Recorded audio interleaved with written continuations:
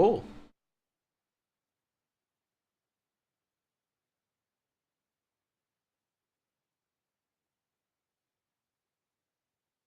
Oh, Lupo. Hey guys, how's it going? Uh, Detonate podcast coming back at you. Not too exciting. The usual stuff. If you guys aren't aware of what we do here, what? So yeah, we're gonna go over all the recent news, all the discussion we can think of, have some interesting topics about Smite and Smash, and not this week, but in the future we're gonna have some interesting guests. And next week we're actually gonna have Smash Caps featured on here, which will be pretty exciting. He's one of the big talkers and writers for Smashboards. So he'll give us some decent input then. But yeah, that's what we do. I am Lupo. I'm actually the co-owner and marketing manager for Detonate. I do all the fun stuff like working with numbers and trying to figure out how to make people like us, which is part of this. So hopefully it works out and you don't hate us. Yeah, that's all there is to know about me though. Hey, and I'm Freight Train. I'm the production manager. I'm a caster slash pretty much all like the background stuff for streaming that Detonate has to offer. So I do Friday Night Smite, and pretty much that's really what I end up doing. So, man, Neon, what you got, man? Hi, I'm One Neon One or Neon or whatever you want to call me by. I'm a player for Smash, Smash 4 in particular. I'm also a part-time streamer, I guess, for us. But I normally focus on it being a player and then doing the podcast stuff because I really like talking to the community about, tournaments and updates. So that's me. Yeah, alright. Well, today I'm going to go ahead and tell you guys exactly what we're going to talk about so that way you don't have to sit there and be anxious and jittery and all that fun stuff. So first up is going to be our Smite stuff. That's probably going to take us about 20 minutes to go through. If you guys want to hear about Smash, so you're going to go ahead and mute us until about 8:20 or whatever. Go ahead and do your thing. But we're going to talk about the Cognitive Invitational that happened this weekend, which was pretty thrilling. Lots of fun stuff happening there. A little bit about having more bans, which apparently got covered in Really today. So we promise we're not just copying them. Maybe. And then the patch that went live and some of the stuff about that. Yeah, And definitely then not copying them. I talked to you about that earlier. I was like, damn it. Frank got a little bit paranoid because as soon as he heard that Really had already covered the more bans topic, he was like, bastards. So we're still going to talk about it. We don't really care what they do. And then for Smash stuff, we're going to be going over pretty much everything that has to do with all of the tournaments that happened between Smash 4 and Melee this weekend, which is, everything from like DreamHack, HTC, and then like for Smash 4, there's Rebirth, there was Nebulous, Rescue 4, and then obviously the giant Japanese tournament that happened, Umebura, I think it's pronounced. But we're Yeah, just going to call it Ume or the Japanese tournament because that's much we'll easier. make it easy on everyone. But again, that was a pretty couple of kind of big tournaments. Really a lot of upsets. So I mean, the whole Smash thing will be pretty cool this week. So Yeah. So we're going to go ahead and start you guys off with Smite stuff after I go ahead and plug our giveaway, which I think is this command. No, it's not. Giveaways. Giveaways. Alright. Well, you go ahead and do that, and then, yeah, we're doing a giveaway. You have a chance to win a Logitech mouse. Chances are, if you're in here, you already know about it. So I'm sorry to have to shove it down your throat, but that's kind of my job. Alright, and we'll get right into it with some Smite news.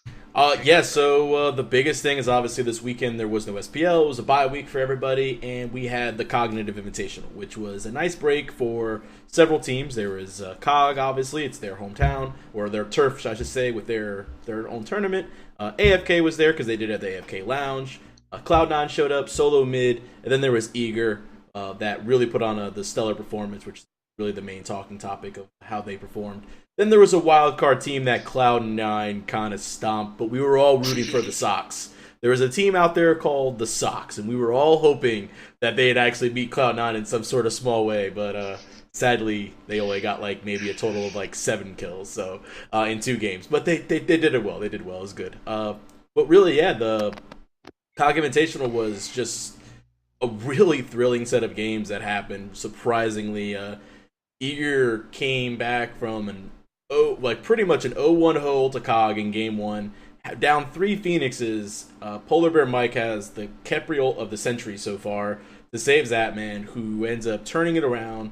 Omega's healing everybody up as hell. They get a 4-man, turnaround, and they're able to base race and get game 2 and tie it up 1-1. And they use that momentum to pretty much just throw themselves into the lead and take game 3. And that led to them 2-0ing TSM. And people thought that Eager could beat COG. They were like, okay, COG's your average team, obviously, Lupo. COG's considered that middle ground team that Eager is supposed to beat. You know what I'm saying? Like, Eager's supposed to beat COG. Especially because they're like such a startup with like, they kind of mashed it together almost last minute in this season after all the drama that happened. So, I don't think anyone was really expecting anything from them, given the fact that it was just so out of the blue with, all the stuff with Legion, all that drama that happened, and then suddenly, bam, now you have this new Cognitive roster. Yeah, it was pretty crazy. So, again, Eager's expected to, beat them. They're the veteran team, but they gave them a run for their money, but Eager's, really showed up in that other game, and that momentum carried them to what a lot of people did not see coming, and that was a 2-0 stomp of TSM. They put the hurt on TSM.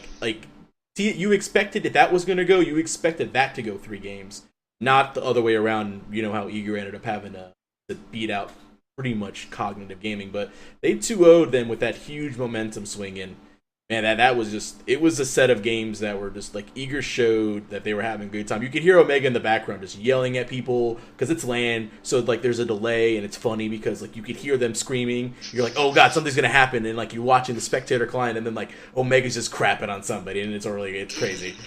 It was pretty entertaining to watch those games. But then that led to really the game a lot of people wanted to watch, and more unexpectedness that happened in the COG was Cloud9 actually 2-0'd AFK, and Cloud9, the team that's been struggling.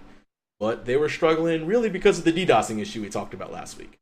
Yeah, they haven't really had the chance to showcase themselves full force, and it's interesting being able to see this now, especially with all the hopes for, World Dreams and all that stuff. And now they proved that they were at a LAN. They had the full force of their team, just like they will need at the Super Regionals. And they can actually pull stuff out. They have a team, even though they haven't been able to showcase it yet. Yeah, and they really do have a pretty strong roster. Baskin really surprised me coming up really strong in those games, especially versus Cyclone. And then, obviously, like I said, they ended up 2-0 in AFK, who had some lag issues and some technical issues, but they were okay. At the end of the day, they still ended up getting beat. It's sad, but again, this wasn't a major LAN. This was just a fun LAN for a lot of the teams. So Cloud9 moves on to face Eager in the finals. Little people thought that this was going to happen. But I think that momentum ended up carrying Cloud9 to a couple early game wins versus Eager, which put them in a 2-0 hole. And then Eager was like, hey, we can do this. And they brought it back to a game 5, winning the next 2 pretty handedly and really showcasing that, hey, we are a top contender and we're going to make a run for this world spot. Because like you said, Super Regionals are coming up. This is where, the momentum this is the halfway point. This is your bye week. This is where you can really move forward with everything. Eager was showcasing that they have the ability to beat these top teams at any point in time at a LAN, and they showcased it that they're going to make a run for it. Yeah, I'm not going to hide the fact that I really like Eager, since before I was in esports or any of that stuff about, at last year's Worlds, even the first, the launch tournament, I was always just a huge fan of the original, at the time, Dignitas roster with Lassus and Zap and all that. And so it's pretty satisfying for me, even though it's not my team now. I'm supposed to be doing that stuff. It's just very satisfying to see Eager doing well and that they're not out. They're back in it, and they have, even if they would be considered an underdog, it's a tangible chance to make something happen this year. And yeah, definitely. It makes me very excited because I love Eager. Yeah, and that leads me to where I said Cloud9 took a 2-0 lead. And this is where it's going to lead me to the second concept, or the second topic that we wanted to talk about, is really more bans now in Smite. This is a situation where this is no longer the beta season tournament, or they keep on talking about the opening first tournaments, whatever they used to have before season 1, season 0. There are 70 gods that are viable, playable gods in Conquest tournament right now. Like there's 70 gods. I mean, maybe not yet. Jing 10 might not be available just yet, but he's pretty much going to be available. And that's 70 gods, and you're giving people 6 bans. How is that? Like, what happened is it's like Cog or Eager ended up choosing a team comp, and they just weren't able to ban away some of the things that they needed to get rid of, and Cloud9 took advantage in the draft. And that's how they really got Raffle stomped 2-0 the first 2 games, because it looked bad. I mean, it did look bad, but again, that's the banning phase. That's the pick ban phase, which really can lead you to wins, can lead you to losses. Yeah, well, it's an interesting thing to talk about, too, because you see, like, other MOBAs like League of Legends is obviously the benchmark example that everyone uses. But, like, regardless of the fact that they're successful in esports, teams have to take into account all of these factors. Like, they have, I think like 120 champ pool now. Yeah, it's crazy, yeah. Yeah, and they still only have a couple like they have just as many bans. So it's interesting thinking, like, should Hi-Rez be trying to adapt to these bans, like, to help with these team comps? Or should they really just put their foot down and say, listen, this is the game this is the game you signed up for, things are going to be changing. That's the way it's supposed to be, so either you figure out ways to make things more stable and optimize your team comps, or, you're going to get left behind. You got to figure out how to do it, which I think is going to be, it could be an interesting, like, hallmark for just strategies and how picks and bans are going to run. Yeah, I mean, picks and bans is a huge part. A lot of people say it's probably at least 3/4 of the game by itself is your team comp. You can look on paper, tell me 5 gods versus 5 gods, and based on the paper, not who's playing it, I can probably tell you who will win the game. And it doesn't matter who's actually playing these gods if you put we're talking about any SPL team on that god set. Any SPL roster can run this set versus this set and probably win just based on composition. But that leads to the fact that, like you said, League of Legends has 120 champions. Like, that's insane. And still, like, are we going to get to that point in Smite where it's like, oh, we have 150 gods now and you only get 6 bans? Like, how is that even, like, remotely entertaining? Like, it's like, oh, well, 6 OP gods are out of the way. Let's go ahead and get all the other broken ones. I mean, it's insane. Well, I feel like it's just the metagame in this kind of thing. Like, it's the part of the game that you don't think of when you start playing, but is, like, deadly important to competitive, where either you figure it out, because that's what you signed up for when you go into competitive. You don't sign up for competitive saying, yeah, I have the best skills in-game to be able to beat you. You sign up competitive saying, given every circumstance, every factor that is in the game, I will be able to consistently be the best, and that's going to be my goal. And so if you're going to say, if you're going to complain about the ban system, you knew this coming in, and you know exactly how it's going to be expanding. So, personally, I feel like it should be up to the teams to handle it, rather than asking the company to try and make things more fair for just how they see it. I feel like maybe Dota does this as a ban strategy. I think they do 2 bans to start the game, just like Smite does. They do 2 picks. I think it's 2 picks, 2 bans, 2 picks, 2 bans, pick, ban, and then like it goes back. So I think each team ends up having like 5 bans as like a total amount. So they do a 2-2. Yeah, I mean I think that's the way they do it. They do 2 picks, 2 bans, 2 picks, 2 bans, pick, ban, pick, and that's like your final 5. And that type, again, obviously Dota has a lot more gods or champions as they put over there. We're not at that point yet where Smite has that many, but 70 gods viable might be leading you to the fact of maybe adding 1 more ban per team, or 1 more per phase. I think having a second banning phase or a third banning phase in 1 more would be kind of helpful to get rid of some of those other options. And really, I think it gives the teams more counterplay, because if they see that the team is building into like this Odin ultimate with Alpwash, they can go ahead and maybe see the Alpwash and ban the Odin second phase because they missed it on the third phase, or third phase versus the second because they missed it on the second. Oh yeah. So I do think counterplay and picks and bans is like, that should be the core almost, where you're trying to get in the other team's head, you're trying to figure out what they're going to do, and then put yourself in an advantage and then hope that your skill level is able to do what you need to do with what you manage to give yourself, because you basically are trying to develop a lead for yourself before the game starts. So I feel like more counterplay is always good, but it just seems weird to change like such a core system so drastically, in my opinion. I know they've done it before. They very well could do it again. Yeah, they could do it again, but I mean, you never know. Hi-Rez. As of today, they've decided to nerf the item that everyone loves, and I mean everyone hates it. They nerfed Blink on today's patch. They decided to go ahead and say bye bye Blink. If you don't know, patch went live today with some cool skins, some cool other things, stuff like that. So go check out the patch notes. I think we've got that right here. Well, these are the item changes. I will link in chat.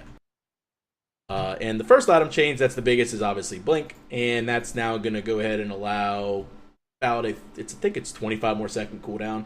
So Blink 3 is now a 70-second cooldown. Doesn't give you the movement speed afterwards, which a lot of people didn't even know it gave you movement speed initially. It's kind of broken. And then it's now 5 seconds out of combat versus 3 seconds out of combat.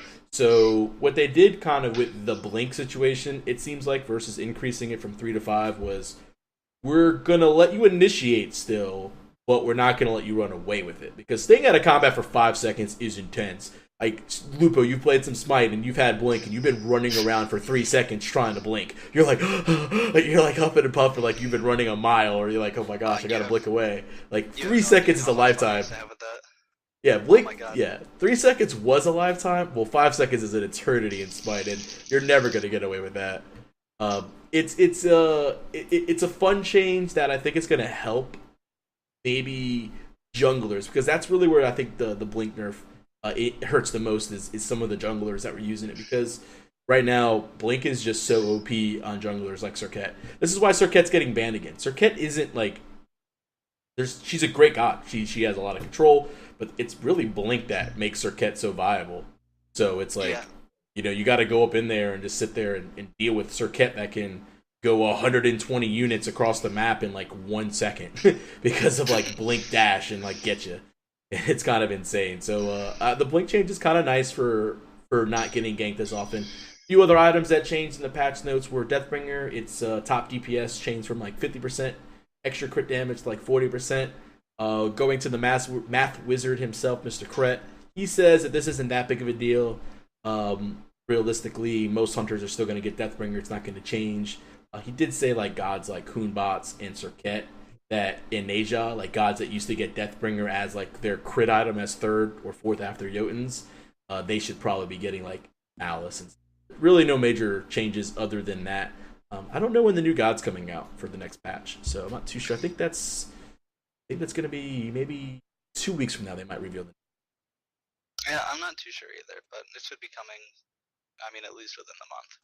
Yeah, I mean that's yeah. Oh, go ahead. One thing I do want to shout out, because for some reason every week I have something I want to shout out. This week, I want to go ahead and call out what is it called? The Galactic Invader Appa skin, because that is a very cool skin. That's a really cool skin. It's one of my favorite skins, mainly because regardless of whatever the graphics are, however cool it looks, or anything like that, it just feels like Destroy All Humans. Any of you guys ever know that game from the PS2? That's where you were getting at with that joke earlier. I was like, what is he talking about, this PlayStation 2 game? And okay, I got you. Dude, it brings back memories. So it's like the nostalgia factor is nice, even if I don't care to play Outwash that much, or if I don't even, like I had the luxury of playing against it Outwash today as a Giannis, and like the noises that skin makes is really funny. Oh my god, it's all like creepy alien. It's all like X-Files-y, like woo. It's all crazy, but yeah. Skins in a long time. Yeah, so I have to go ahead and shout that out. Yeah, definitely. That was it for the patch notes. We do see a couple of Smite questions. We'll get to those as soon as we're done with the last little bit here. And other than that, I think that wraps it up for us in the Smite section. So. Yeah, I mean, if anybody has any other questions, feel free to put them out right now while we're doing our shameless self-promoting, because, I like to do that stuff. I like to try and make you guys follow all our stuff and benefit us, because I'm terrible, pretty much. So, we have the giveaway, obviously. I'm going to go ahead and remind you guys about that again, even though I'm pretty sure most of you are already signed up for it. So, I'll just mention that briefly. Feel free to check out our website, Team Detonate. We got all the highlights for Smash players that we were talking about last week on there. All nice stuff. You get to see what our players are like, including Neon's highlight video, which is pretty much just him dunking people. And then we have our Challengers Cup practice tournament, which we host every week, called Friday Night Smite. If any of you guys are playing with teams, maybe you guys want to make a pug and feel what it's like before going into Challengers Cup, what your competition will be like. We often draw teams like Resist. We have like Seal Squad, a couple, some good big names that you can really, in a tournament setting, just as professional as Challengers, get a feel of what it's like to play against big names that you're going to have to go up against. And help you learn before you have to go in there blind and just, randomly gauge your strength in the tournament scene. So if you want to go ahead and do that, links in the chat. Feel free to sign up. It'll be fun. We always try and make it enjoyable no matter what. All right, question time. I think, Freight, what were people requesting? I know you read all of it. Yeah, I was reading. Delmo Streams was asking, what do you guys think about Mortality and Paradigm in the terms of EU scene? Do you feel the EU scene isn't being taken care of as well as NA? As far as the second part, it definitely EU doesn't get taken care of as far as like clearly as NA. Not. That's a really easy, yeah, at all. I feel like there's this issue with the Xbox scene where it's like, there's like a direct link, in my opinion at least. None of this is, I don't have any stats to prove this, but I feel like there's a direct link to the Call of Duty fan base kind of falling out and then kind of migrating over to Smite in a lot of ways. There are, what was it, the Optic 24-hour stream or something that happened like a week ago? Yeah. That kind of community is just migrating over, and that is primarily North American. And so obviously that's what Hi-Rez is going to target. But at the same point, it's not really fair to exclude EU, especially with how vital they've been to the Smite scene in general. So I was hoping that the wildcard team that was going to, quote, show up was going to be like Epsilon for the COG Invitational. I was hoping like they were going to like show up like a real team, but it wasn't. It was the Sox. But, still, EU is not being taken care of. I think Para is a good self-organization. They're working on their own brand. Mortality's kind of doing. I think Mortality Esports. They're actually their own organization.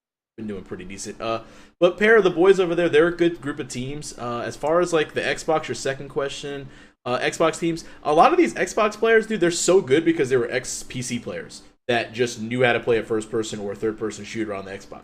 You can play a third-person shooter. You can play Smite on the Xbox, and you can probably do fine. The only problem with me is, like, I'm good at Smite, but I'm so used to the PC, like, my head can't grasp the controller right now. Like, it's really weird. So I can't do it. Like, I'm terrible at Smite on the Xbox. Anytime I go on to the Xbox One, I'm like, all right, I'm going to beat these kids. I know exactly how to play. They're not even close to me. Oh, yeah, and then I can't hit auto attack. I can't hit ability. I'm like... Yeah, suddenly I know exactly what I want to do. I'm like, all right, I just got to, pop this active real quick, pop my beads, get the cooldown reduction, hit this, and my hands just melt. And I'm just pressing every button. All of a sudden I'm ulting on a bush, and I'm like, Yeah, that's like if you forgot how to do a combo or something. Like, I know you're probably like, what are you talking about? Like, yeah, but you play with a controller. Like, that would be like, okay, so Dion, like, you obviously have, like, Smash on a controller. That's like if I told you to play Smash on the PC. You'd be like, what? What do I do? Like, it's completely weird to do. Like, you'd never be able to... Yeah. Like, even like, slightly going from, like, PC games to, like, console games is still weird to me. Like, because I play, like, a lot of, like, Counter-Strike and stuff, and then I go back and then I'll play Smash, and just feeling the controller in your hand, I don't know, to me, the controller in my hand feels like, just, like, magic, and then I go to the keyboard after, and it's like, oh, man. it's really weird, but, yeah, I mean, those teams are doing really well because most of them are former PC pros, like, or master players, in a sense, so they were able to make the adjustment. So that's why they're doing so well, and it's congrats for the Xbox doing well. The Xbox needed a MOBA. Consoles need MOBAs because MOBAs are fun, and in general, like so congrats to those guys that are doing well over there. So really about it. Yeah. All right. I don't see any more questions. I think we covered everything. Basically, Zeus got OP. Probably. We'll have to see. Yeah, Zeus got a quick change with this too, but I don't really know. He's still not viable, but that's another time. Yeah. A lot of people made a big stink about it, and I don't really see it, but who knows? We'll see. Yeah, we'll see. Yeah. All right. Then I'd say we take this moment to move on to our Smash stuff, since we're right on schedule for that. Yeah, so basically no news really happened in the week for Smash, but we had like a lot of tournaments, like some minor, some major-ish. So like those are basically our topics for the week. Next week we'll have a little bit more just because we have the new patch coming out the day after the podcast. And on top of that, we will have our guest Smash Caps coming in, so we'll have some stuff to ask him, get all of his insight on what he's like, everything he's experienced with Smash over the years and writing for Smash like at a top level and all that stuff. So. But yeah, that's basically what we got for next week. But this week, it's basically going to be tournament talk. So, first, we'll go over Melee tournaments, because there was only two really major-ish. Yeah, two major tournaments, and that was basically it for Melee. So, we'll just go over DreamHack, because that's probably the quickest one to go over. DreamHack, I mean, Armada. That's really all we got to say. Who would have thunk? Armada won again. Wow, Armada. I mean, the most consistent, like, god we have in Smash. Still, like, playing consistent as always. And then, I mean, after that, then we got West Balls. Not really a shocker either. Yeah, I mean, I don't think anyone is... It's not that exciting. I mean, it's kind of interesting, considering, how the other tournament went. That, yeah. These people are staying consistent, but at the same point, it's not like anything, headline worthy. It's just pretty much the same stuff you expect to hear. Then, on the other hand, this is the big one that's talked about for Melee. So again, like DreamHack, it happened. It was EU. It sucked that during the same weekend we had a big EU and NA tournament, and because of the whole like ordeal with like Leffen being basically rejected in EU right now again, .zip all over again. He's going to more NA tournaments over EU just to support NA.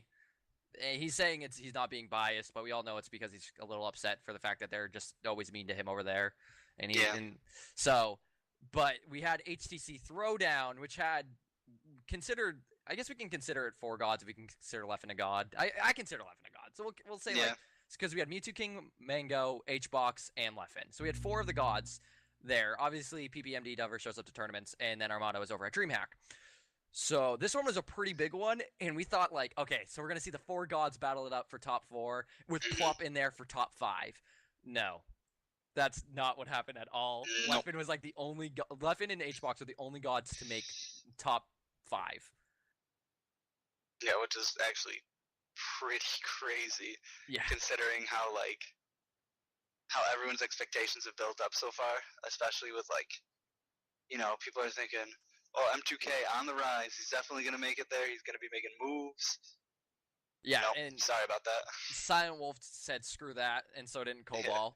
And it was literally the tournament of upsets. Like I feel like that's what it's going to be named to like from now on. Like when people say like, oh, how to HTC, or like talk about HTCs, and everyone's just gonna be like, upset. That's literally the tournament in a nutshell. Like honestly, I wouldn't even have been surprised if Leffen or HBox didn't even win it. Like I wouldn't have been surprised if like Drug Fox or Silent Wolf ended up taking it just because of how upsetty it was. Like no set was like, oh dude, this character's like, this guy's 100% gonna win. It was like, oh my god, he might lose.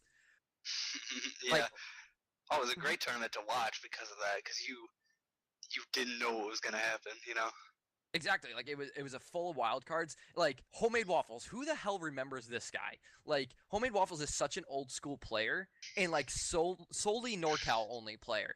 And he beat Plup. Like the guy that's taken out Mango in tournaments plays top 5 at Evo or 4th at Evo, right? Yeah, he plays 4th at Evo. Like yeah, I think it was 4th. This guy comes in and gets destroyed by Homemade Waffles, who like no one's ever heard of before, unless like you're kind of recent with the scene. And then he ends up getting knocked out again, like fully, by MacD, who also took out Mango. Like, MacD played. All right, MacD played hot this tournament, but at the same time, I feel like it was just like that tournament where like anyone was dying, like any god was being slain by Kratos or any way, shape, or form. Like this was God of War at its finest. It was. I mean, there's just so many crazy things. I mean, the biggest thing on everyone's mind has to be the 17th place hype. Oh my god. Poor Mango, the GOAT, the kid. Oh, that breaks my heart. I'm such a Mango fanboy. And, like, the fact that he plays 17th just hurts so bad. Especially after he just won Paragon, too. Like, he had such a good, like, momentum boost. I just won Paragon after taking a huge break. Comes back, plays the 17th at a tournament after losing to another Sheik and then MacD, who he plays regularly and beats regularly. So Yeah. Oh, did you hear him? Did you hear Mango talk on the mic after the event when he was casting? no, what'd he say? He didn't say anything, but you could just tell how salty he was. Like everything he said is like, yeah, and then like quietly under his breath would be like, but not as good as me. I invented that strat for HBox. Like stuff like that. Just all I these love little it. things, and it's like, oh Mango, just don't do it. You're 17th, boy. Every time you say anything, the chest is gonna get flooded with 17. Do you see the joke that happened? Lucky was doing a combo and he like got 17% off it on SFAT, and he was just like, and Mango's like, oh, that's a really good combo, but 17% isn't gonna cut it at top play, and like the video was like all just like Mango placing 17th, like every time he said 17, just Mango 17th would place up. Oh, so funny. What was Oh, that, it's like so GR sad. Smash? No, it wasn't even GR Smash. It was just someone else. It was hilarious though. That's great. But and then like other upsets, we had Cobalt beating Mewtwo King, knocking Mewtwo King into losers really early on, which is really unheard of because Cobalt's like a pretty solid Marth player, but like no one really like everyone sleeps on Cobalt. Like Cobalt almost beat Westballs at Paragon, I believe it was, and that was like and Westballs made the most incredible comeback ever. But like Cobalt is a very solid player that people really sleep on. And like the fact that he took out Mewtwo King, and I'm pretty positive game 3 was a Marth Ditto and Cobalt won it. Because Mewtwo King went like Sheik both times, and then I think switched to Marth, then did a Marth Ditto for game 3. And then what else happened? Chillin' Dude got knocked out by GAR. I don't even know who that is. It's not a I have huge no idea upset. either. Chillin' Dude isn't like a top player, but that's still an upset. Like we know who Chillin' Dude is, and we don't know who GAR is. So, and then Silent Wolf taking out Mewtwo King from tournament to knock him into 5th place. That's crazy. Like Silent Wolf played amazing this tournament. So did Drug Wolf. Like both of them are like the MVPs in my mind. They did so Yeah. well. No, they played much better than anyone could really expect them to. You know, they're players that everyone expects them to be there, but they don't expect them to make anything really big happen. And this was an opportunity where they had that chance and they actually took it. You know, they pulled the trigger. Yeah, and then of course we have like the year of Leffen, quote unquote. He ended up taking first. HBox right behind him at second. Swear to God, I feel so bad for HBox. His story in life is literally forever second. He has like no wonder why he was sponsored by Curse, because he will never be that one step ahead, or formerly sponsored by Curse, because Curse in League was known as forever fourth, and like HBox will at every major event he either places like just outside of the money or he just places like right under first place. So like he'll always be like second or he'll always just be like right outside of the money. So it's like that poor Curse on Curse is still haunting HBox. Oh, he was crushed too. You could tell. Like I felt so bad for him because I really like HBox, but he was just like, by the end of that set, he was done. And he like, was ready to just go home and pass out forever. Yeah, it doesn't even help that like the past like 2 tournaments, HBox has beat Leffen too. So like he technically has a winning record over Leffen right now. And then like he comes out and he's like, I have a chance to win a major finally in like a long time. And then the person that he normally has been beaten recently beat him, and it's just like it's such a letdown. But again, he also hasn't been able to attend as much events because he's getting like full-time working now, and so like there's a little Johns he can do, but like at the real end of the day, like I mean, look at Leffen. Leffen was obviously not at his best, like physically wise. No one. That tournament was the prime time for anyone to like take out the gods. Like all the gods, you could tell were like not slacking, but they were definitely doing sloppy things or just sleeping on their opponents. Yeah, it's a bit of underestimation everywhere. But that should bring us on to our Smash 4 news. Yeah, we can talk about Smash 4 now. I mean, there's only one really big event that happened in Smash 4, and we'll talk about that last. But like, first off, Rebirth 5, 0-1 again. Shocker. Like, woo, like, wow, didn't see that one coming. Number 50, like, I think that's 51 now in a row for him. So yeah, I think he made it's a big 51 deal or when he 52. beat Mayweather, and that was a little while ago. But then he took his break, so I've kind of completely lost track. I believe this is 51 he's off on his or own thing now. Yeah, this is either 51 or 52 in a row, which is still crazy, but like these are more locals for him, so like it's not as crazy for him to go to the Japan tournament that happened this weekend and then take that. But it's still him going on this huge tournament spree, which is again like who else has done a 51 or 52 tournament win streak in like a fighting game history? Yeah, it's pretty ridiculous how dominant he is. Yeah, like how he's never fallen out of shape on like, you know, after all that time. you think that games change and like he might have weak points, he might fall out, but then in Evo he doesn't drop a match. Like, I mean, yeah, even think about even like Melee, like you see these gods still can be slain, like the quote unquote gods, like they call them gods in this game because they're not supposed to be able to be taken out by anyone other than another god, and yet like we see them getting beat out and not placing first every tournament. But Zero is just so consistent at always placing first, always never dropping a set, always playing so like he'll lose one match and then the next two or next three he has to do right in a row are the cleanest games you'll ever see. Like that game one that he loses, he's like, downloaded. Thank you for showing me every little technique you had, and now you're done. And then like two stocks them. Like against Ryuga, like this Ike player out of nowhere. Like Ryuga was doing so well against him. Like game one, game two, it was a little closer both sides, and then game 3, Zero just like two stocked him like 20% damage, wasn't even close. And like that's just Zero in a nutshell. Like he just studies people to a T. It's a beautiful thing to watch. he figures it out. I mean, it's weird because like you think, I got to get better at this. You're constantly trying to figure out how to be better mechanically at the game. But then there's people, these high level people, especially Zero, like more so than anyone else, that just like he gets in your head and he just figures everything out. And I don't know how you train to do that other than just playing a bunch and like hoping you have the natural talent for it. I don't know how you work against that other than just playing completely random. It's like, Yeah. it's just crazy. The instant he finds out a mini unbeatable habit, right now. yeah, the instant he finds that one little habit in you, you're done.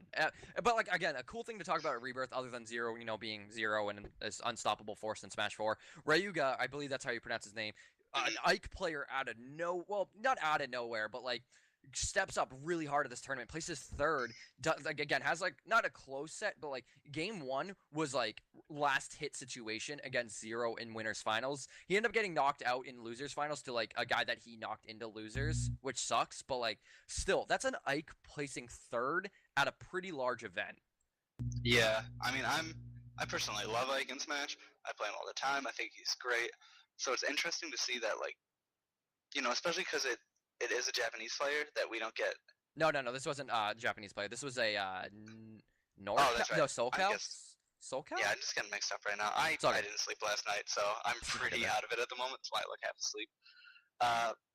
It's interesting to see like players emerging that you don't hear too much about, other than like you hear people reference them, but you're not seeing them at like the big weeklies as much. And then they're coming out with like they're coming out and doing this kind of crazy stuff, and people just they don't know how to react to it. All the other Ike players, chances are people who don't directly know him aren't just don't know what he's doing different. But it's cool seeing a character develop like that, even if it wasn't private, and then suddenly gets showcased like this. Yeah, I think it's really cool, and it shows potential in the character. And like a lot of people have been saying that Ike's really solid, but we haven't seen evidence, and now we're finally seeing evidence that this character can do really well.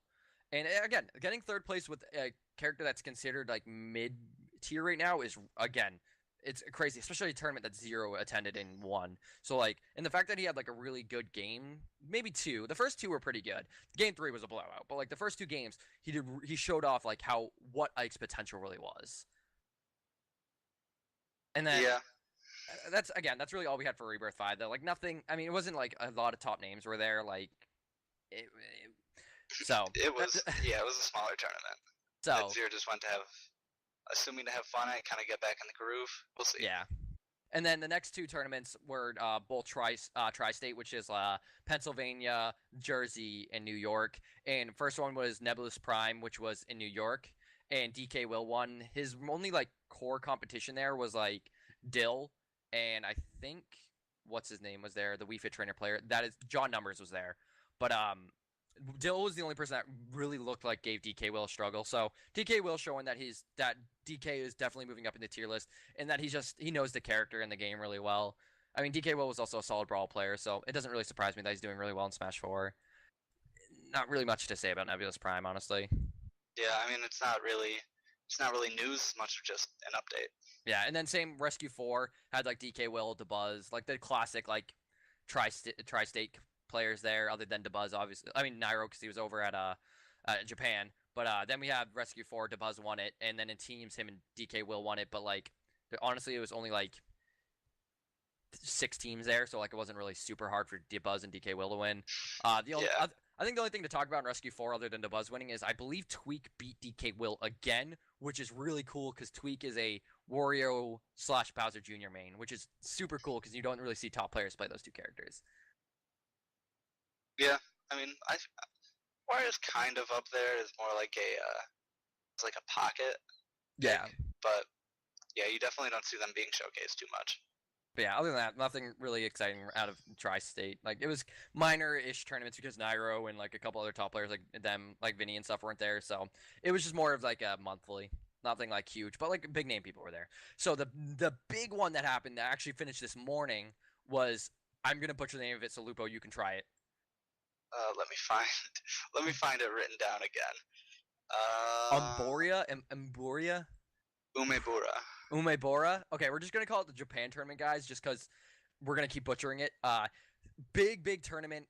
Nairo wins it using ZSS. The top 4 had no Sheiks in sight, which is really cool. But Yeah. had 2 ZSSs in top 3, and last time we saw like a quote-unquote North America rep, because Zero isn't really North America rep, but he basically is a North America rep, let's be honest. He only plays North America. Go over to Japan and do really well with a character. Both his mains got nerfed. Like Captain Falcon and Diddy. Diddy got hard nerf. So I'm really weary that since this was a really major Japan tournament and we just saw a ZSS top 3 and no Sheiks in sight, that Sheik's probably not going to get touched as much as ZSS will, which is scary. I mean, I wouldn't say that. Because this is obviously going to bring up attention to the fact that ZSS is clearly, there's something about ZSS that's making top players get high results. I might expect like small, like maybe small tweaks, but I can't imagine that like this small, in the grand scale of thing, one small event compared to every other Smash event in history that's been proving that Sheik is probably the one that needs the nerfs.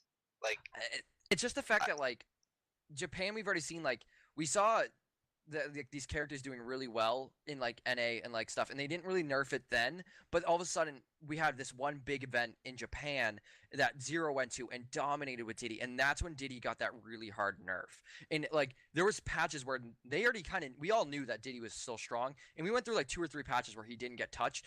And then right after Zero's really good tournament, like a couple weeks after, was the next big patch we got where Diddy just became like not useless, but like got like his legs cut off. Like he got gimped really hard on his bread and butter combos and his play style and stuff. So like that's what scares me is whenever big Japan tournaments happen, like because this is considered a huge major for Japan. Oh yeah. And so like something like that, like it's scary to me. Like so, because I love ZSS, I think she's really rewarding for what she has to do. So I don't, and she has to work really hard for her kill setups, her kill options, and all that stuff. So I'm really cool with where she is currently. So like I really just don't want her to get like if she got a baby nerf, I wouldn't complain, but like I don't want to see her get hard nerfed, is really what I'm saying. No, I agree. I mean, it would be kind of disappointing to see that that's how Nintendo is handling this kind of thing. But I think it would be unfair to just, to expect that. We'll have to see, pretty much. Yeah, and then, okay, so right down the line, we had a Sonic place top 2, which was really cool. His name was like Como, I'm not going to try to pronounce the rest of it because it's very Japanese, but he is Como Araki or something like that, and he was a Sonic player, and then Choco, a ZSS player again, and then we got Kirahara, which is a Rosa player, placing 4th, then Edge and 9B, placing over Ally and Saka Asaka, that's how you pronounce his name, I think, and 9B, never heard of him before. I mean, obviously he's pretty decent. He was he beat Ally, and Vinny didn't even place in top 8, and he was like known as like he was one of the quote unquote Zero Slayers because he took a set off him. So it's weird to see that like Vinny didn't play. I mean, he placed like 9th or 12th or something like that. He was just outside of top 8, but still like he didn't place in top 8. Rang didn't place top 8. Abadango didn't place top 8. Like a lot of these names that we were expecting to place top 8. Didn't place anywhere in there. Well, I mean, it was interesting. I've talked to Abadango before, and he said, he's not after Evo, he told me that he's not necessarily like a top contender in Japan. Like, he was super excited to do so well in Evo, but he, when he goes, he does not win these Japanese majors.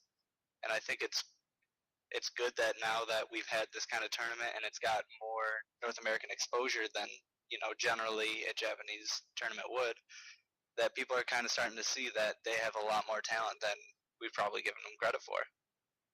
Yeah, which is really cool. Like the fact that even Abadango, when coming over for Evo, placed like in top 5, she already showed that Japan was worth fighting. Like had a fight in them, and like then we come over and like Nairo goes over. Yeah, Nairo wins it all, but like we see players like Ally, who's still again really top player over like in the like North America region because he's Canadian, but like he's still a really top NA contender, and he places 7th. Like to guys that we've probably like it's not their no name, but like we don't hear much from them. Yeah, it's a lack of communication, which is what happens when you have scenes so far away from each other with a language barrier. Yeah. But like again, it was a really cool tournament to watch. I really don't like how they don't do best of 5s over there though, because I would have loved to see more games, especially from like this Sonic player was really solid. And then watching Ally, I love watching Ally play. He's like one of my favorite players to watch, and watching him play is just so cool. And especially Nairo too. Every time Nairo has a set, it's just godlike to watch. And just watching more games would have been so cool. But it's how Japanese does their like the Japan region does their tournaments. They always do best of 3s to get things fast. And like they're one of those people that like one of the regions that believes like it doesn't matter how like short the set is, like the best player will always come out on top. So, but like in that defense, there could have been a lot more cheese because everything was always best of 3, and that's probably why we see some of these players below because they didn't have much time to adapt. But at the same time, they should have adapted faster. So it's not really a John. Yeah, you can't really give them an excuse for that when it's like, again, they went into knowing what they had to do, and they didn't do it. Bam. They got the spot they deserved. Yeah. But, I mean, really, like, the only thing I also have to say about the tournament is Japan was super respectful. Like whenever, like, someone was in match, they were trying to stay as quiet as possible to let players concentrate. And, like, even when Nairo won using the USA tag, everyone still gave him, like, a standing ovation, which, like, you really wouldn't think would happen. Like, if we'd like to say we would do it, like, if a Japanese player came over and won, unless it was, Amza. Like, if Amza won anything, we're all freaking out because it's a red Yoshi. But, like, would we honestly cheer like crazy, like if Abadango beat like Nairo in like over an Evo? Like, would we have really cheered like crazy? Like, would we have like been really respectful on that end, or like you know what I mean? Like, it's one of those things. Like, it questions like what would we have really done? Because it showed like a mad respect. Like, obviously they wanted their region to win, but like they still had a ton of respect for the top players that came over like all the way, and it's like it was really cool to see all that respect. Is all I'm saying. Yeah. Well, someone from like I went to Evo this year, I think that Abadango, over anybody else in the tournament, after people saw him play, was by far the fan favorite. Everyone was cheering for him. Every match he played, they wanted him to win. Also, 9B, just got brought up in chat. Amazing Ryu player, showing that Ryu has potential. So, just saying. Yeah, gotta show some love to Ryu. I'm really excited to see what people have to do with that. Well, I think that wraps up everything for us tonight. Yeah? Yeah, we covered everything. So yeah, we'll be doing this every week. Same day, same time, once a week. Next week we're gonna be having Smash Caps on.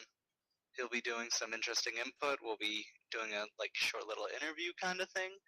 Ask him some questions, figure out what he does for the community, let you guys get to know him a little bit better, and should be good. If you want to follow any of our giveaways, our giveaway right now for the Logitech mouse and some Smite skins, you can go ahead and check that out in the chat.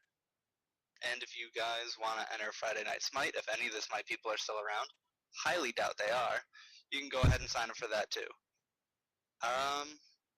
Other than that though, I think we're pretty much set to sign off. Thank you guys for coming out and supporting the Bomb Squad, being a part of our community. Very much appreciated, believe me. It means a lot that we have people coming out and hearing us out, ramble about random stuff in our games. And it's cool. So thank you guys for that a lot. Thank you guys. I think we're out. All right, definitely. Adios, everybody.